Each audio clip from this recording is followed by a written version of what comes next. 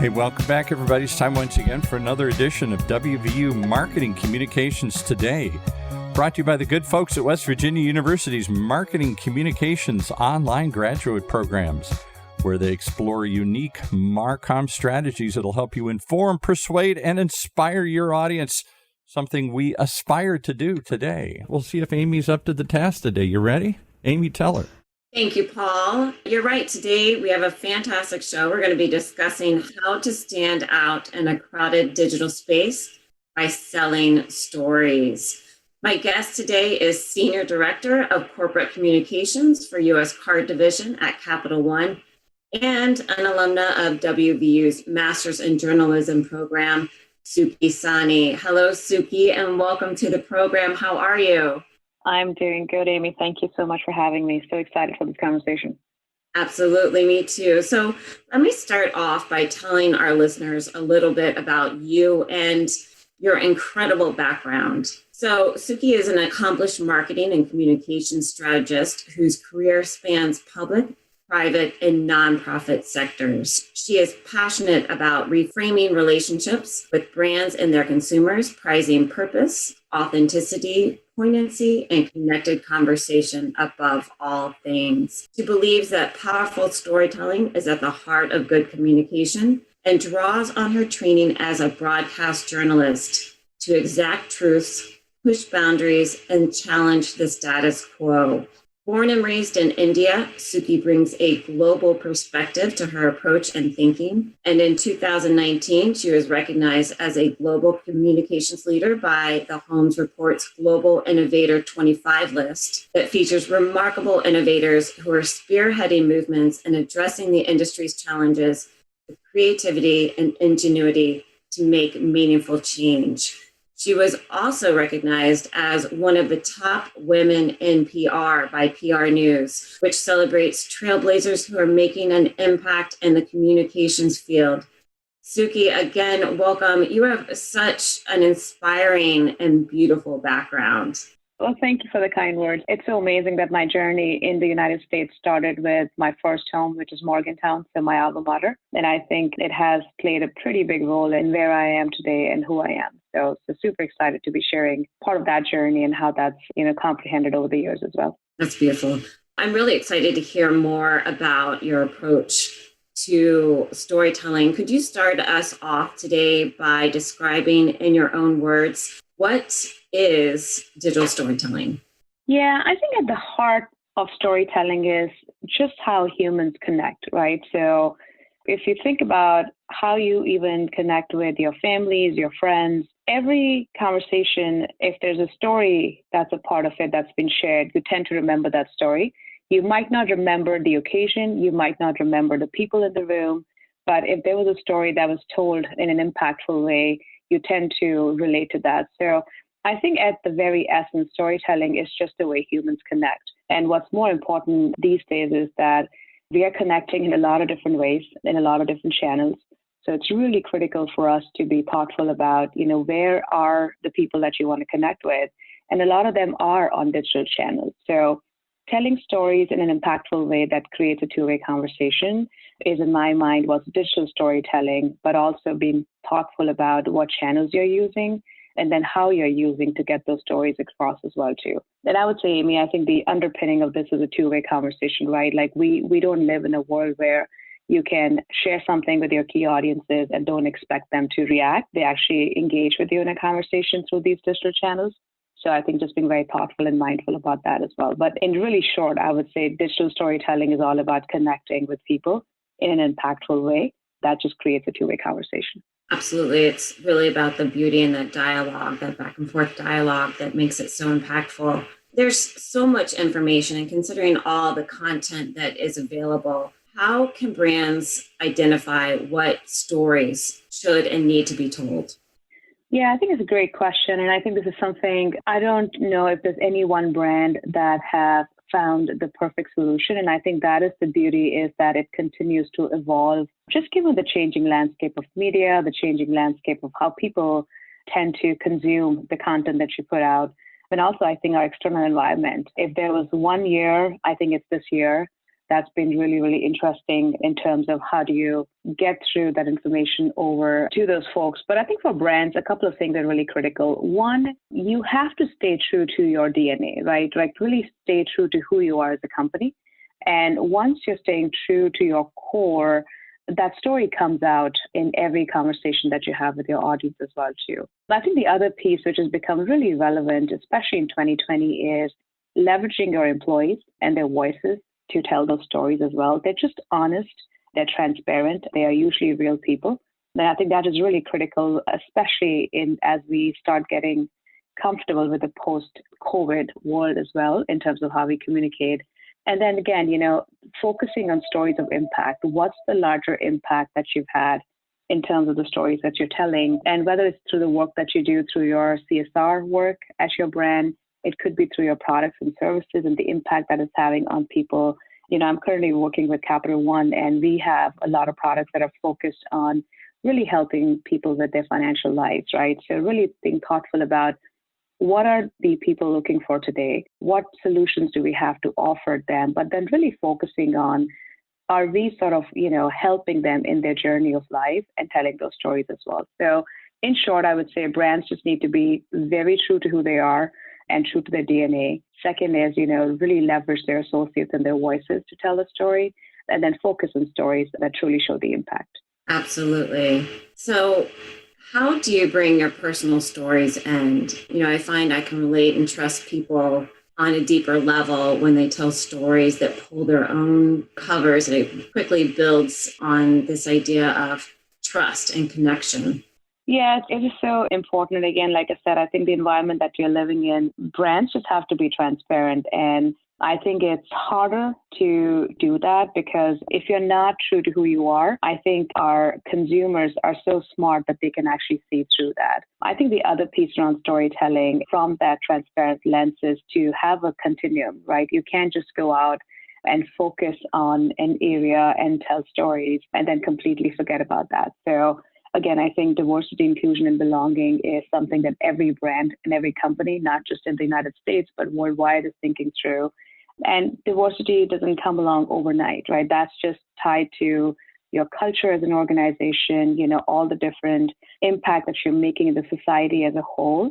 But you have to continually tell that story, and it's almost, again, part of who you are as well, too. So I think transparency is really critical. And then it's also the mediums that you use. Some stories come really nicely to life when they are told through, as I mentioned earlier, through your own associates, because they know your company really well, they know your brand really well, and they will be the true voices. But, oftentimes you go and find experts who are experts in certain fields, and then they have more of that relatability with the consumers than a brand might have as well, too. So I think just being very thoughtful about being transparent, being open, but doing it in a way that it actually truly creates an engagement with your key audience, which, for many organizations, it could be B2B, could be on the B2C side. You might be talking to consumers, you might be talking to regulators, you might be talking to Wall Street. So being very thoughtful about who you're speaking to and then making sure that you continue to stay as transparent as possible and just having a very human sort of aspect to everything that you're telling, even when you're talking numbers or even when you're talking about your products and services as well. Excellent. Well, I love the point that you talk about transparency. And you also emphasize the role of employees and storytelling. And I think that it's really important that the stories that the employees communicate align with the brand, right? And also aligns with your target audience. So I'm so glad that you brought that up. It's such an excellent point. To kind of build off of that, what is the best way brands can measure the impact of their digital storytelling initiatives? Yeah, so glad you brought that up because, oftentimes as communicators and marketeers, I think the biggest mistake a lot of communicators especially make is we don't think about the outcomes first. We just go directly into building a strategy. So I think it's really critical to be thoughtful about, what are the outcomes you want to drive? And, my focus really is on the consumer PR area within communications. And it is really critical for us to be very thoughtful about and making sure that any communication strategy that we put together first has a peso aspect to it, which is paid, earned, shared, and owned. As I mentioned earlier, your audience is in a variety of different channels, and you want to be very thoughtful about, making sure that you're reaching to them through all of them. Now, in some areas, you might put a lot more relevance versus the other as well. And each of these paid, earned, shared, owned have a different means of measuring impact. So for earned, for example, earned media, it's all around relationship building and being very thoughtful about, which media outlets is your audience engaging with and which digital outlets are they engaging with, and to make sure that you have really good and deep relationships there with those media outlets to make sure you can, share the story that you want to get in the press as well. With owned media, it's really critical to be thoughtful about, are you posting something on your blogs, right? What's the content, and what's the format of that? How are you measuring impact in terms of, is it number of views, of how many people are visiting that blog? Is it how long are they staying on your blog as well too? Where is the placement of some of those executive voices that you might be leveraging, or expert voices within the content as well? So I think all of those are really critical from an own perspective. When you think about paid and shared, there's so many different ways to measure impact. I think paid is usually the easier one because you actually are able to get the value of the dollars that are spent in direct relationship with the impact that you see. Earned typically is the hardest. We as a company, and I can give an example of what we do at Capital One, we have moved, from impressions. It's been a couple of years, and I think we've really focused on thinking about, are we driving meaningful conversations with the people that we want to? We also take a look back and look at media outlets, for example, and think about, where is our key audience engaging? And then being very thoughtful about building relationships with 5 or 6 media outlets that are really critical for us to get the word out versus trying to go for a larger impact as well too. So again, I think starting your entire strategy with what is the business trying to do, or whoever your clients are that you're focusing on, and then making sure those outcomes. And if you remember, I said outcomes throughout, not outputs, because I think it's really critical to show impact. The other piece I think is communications and some marketing that's not directly tied to acquisitions is, it takes time. I mean, you have to have patience to see results over a couple of years versus looking for immediate results as well too. So if your goal is to see immediate results, then be very mindful of, where are you telling those stories, what channels are most appropriate for that. But if you're really trying to shape a perception, that's going to take time. And then you really have to have a long-term view into that, but making sure you have the ability to shift as needed in the short term as well. Fantastic. Well, to dovetail off of what you're just alluding to, in your opinion, what are the critical digital media channels that businesses should be leveraging to reach their target consumers? Yeah, that's a great question. And I think it really comes down to, again, are you a small family-owned business? Are you a large brand the size of P&G or Capital One? So I think really depending on what you're looking for, I think is really critical to understand, again, what do you stand for? What is your story? Second, I think is really critical to understand, what sort of channels do you already have existing that you can easily use? Are any of those internal channels? Because you also want to engage with your associates and your employees as well too. What external facing channels do you have? Do you have, your own company website, and do you host content on that website as well? Is that more like an About Us page, or is it more around blog on relevant topics that might be really interesting to general audiences as well too? So I think it always really starts with, who is your audience? Who are you about as a brand? And then what's really the information that they're looking for, and being thoughtful about that. But as I mentioned earlier, the PESO model is really, really critical, and not just for communicators, but I think for marketers in general, to really assess the needs of their audience, and then making sure you're telling those stories in all the right channels as well too. And again, I think, there's so much content out there.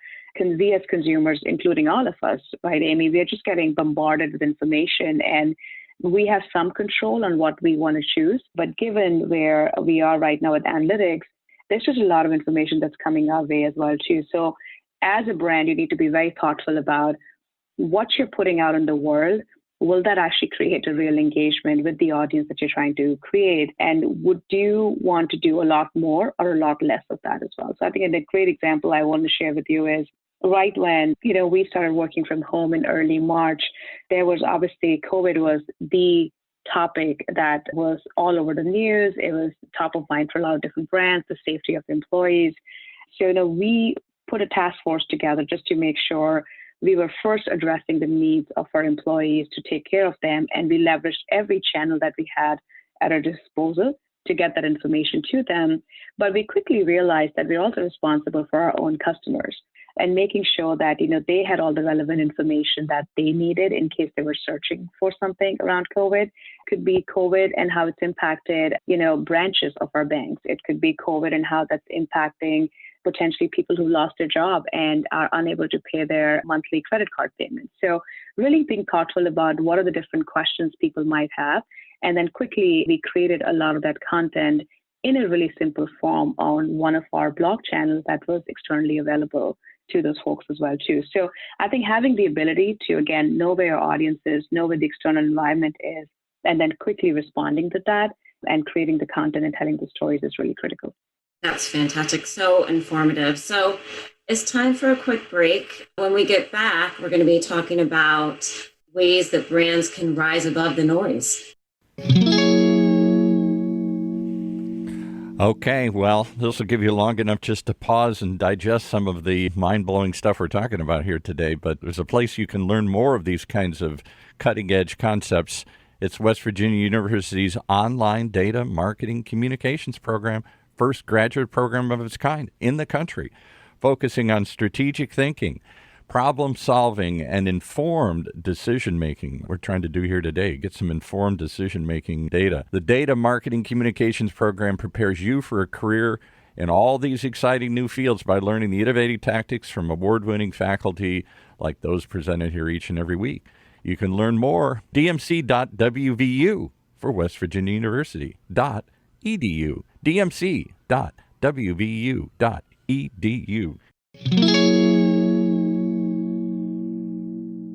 Well, welcome back. Again, we are speaking with Sukhi Sahni, and we're going to jump right back in. Before the break, we were talking about some of the critical digital media channels that businesses could leverage to reach their target consumers. Today, as you know, consumers are bombarded with marketing messages. Sukhi, what tips could you offer brands to rise above the noise and avoid being ignored by consumers in an oversaturated market? Yeah, earlier I had mentioned that, I don't think any brand has figured out. Some tend to do it much better than the others as well. I think the one thing to remember is that telling stories is probably one of the most powerful means that brands have to engage with their audience. So it is really, really important, number one, to know who your audience is. If there's any investments you want to make, is really understanding the behaviors of the audience. And, where are they engaging with that information? How do they take that information? What channels are they? Mostly in social channels? Are they engaging with you on your blog? So just being very thoughtful about what their behaviors are and understanding that psychology behind that is really critical. And I think the second thing is to really then understand is what are the business purposes that you're serving, right? So what is your own story? And staying true to who you are, your DNA and your culture. Because as I mentioned before, consumers are really smart and they can see through a brand if you don't stay true to who you are as well, too. So I think just being very thoughtful about the stories. And the last thing is, being very thoughtful about what stories are you telling? Is it a story of impact that shows the impact you've made on your customers' lives? Is it a story about your associates to show the culture of the organization? Because that is really helpful if you're trying to hire diverse talent. Is it a story about, what changes and how the investments you're making in society is moving people along as well, too? So understanding your audience is really critical. Staying true to who you are as a brand is going to set you apart because that's how people engage with you over time. And I think the third and the most important is really understanding what is the story that you're trying to tell. Because once you know all three of these, then is really the channels piece that comes much later in terms of then what channels do you use to reach out to them as well too. But if you can somehow figure out the first three, I think it just makes the distribution of that content a lot easier for brands as well.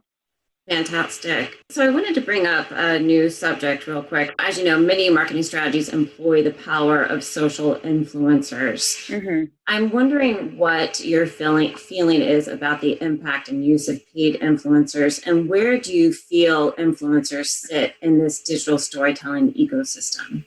Yeah, it's so interesting. I loved how you asked about where does this fit into the ecosystem. And I think marketeers and PR practitioners would argue that they sit in either world.